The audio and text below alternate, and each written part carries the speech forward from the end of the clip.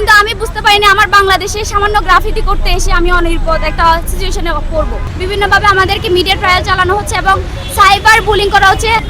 আমরা যদি ইতিহাস দেখি, আমাদের এই নারীরাই গর্ভবতী অবস্থায় যুদ্ধ করেছেন, লড়ে গিয়েছেন এবং বিভিন্নভাবে প্রফেশনালি বলেন, আপনার শিক্ষা বলেন, সব দিকে এগিয়ে গিয়েছেন, তারা লড়াই করেছেন। আমাদের বাইরের দেশগুলো দেখি আমরা, তাহলে তারা যখন গর্ভবতী অবস্থা থেকে তাদেরকে বিভিন্নভাবে ট্রেন করা হয় যে আপনারা এক্সারসাইজ করেন, হাঁটাহাঁটি করেন, বিভিন্ন কার্যক্রম করেন, যাতে আপনার বাচ্চা যে পৃথিবীতে আসবে সে সুস্থ স্বাভাবিকভাবে এবং একটা সুন্দর মস্তিষ্ক যাতে ধারণ করতে পারে সেভাবে পৃথিবীতে আসে। তো সেই জায়গাতে আমাদের বাংলাদেশের সিচুয়েশনটা যেহেতু ভিন্ন, সেক্ষেত্রে আমরা সেফটি অবশ্যই মেনটেন করি। আমরা বাসায় যতটুকু সম্ভব বাসায় থাকার চেষ্টা করি, হয়তো বা ডাক্তারের পরামর্শের জন্য বাইরে গিয়ে থাকি, বা নিজেদের মাইন্ডটা একটু ফ্রেশ করতে হয়তো বা একটু ঘোরাঘুরির জন্য বাইরে ফ্যামিলিকে সময় দিই। এর বাইরে আপনারা দেখেছেন আমার জুলাই গ্রাফিতিটা এখানে কোনো ঝামেলা ভিত্তিক ছিল না।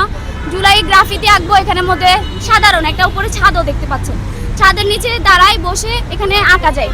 সেই জায়গা থেকে আমি তো ভেবেছিলাম যে আমি নিশ্চিত আমি এখানে নিরাপদ, কিন্তু আমি বুঝতে পারিনি আমার বাংলাদেশে সামান্য গ্রাফিতি করতে এসে আমি অনিরাপদ একটা সিচুয়েশনে পড়বো। ডিরেক্ট সিএমপিকে বলবো না যে ওনারা ভাইরাল করেছেন, বাট ওনারা যে আমাদের থেকে যোগাযোগ করবে সে অনুযায়ী যে নাম্বারগুলো নিয়েছিলেন, আমাদের যে ভিকটিম 12 জন ছিলেন তাদের নাম্বার এবং নামগুলো নিয়েছেন।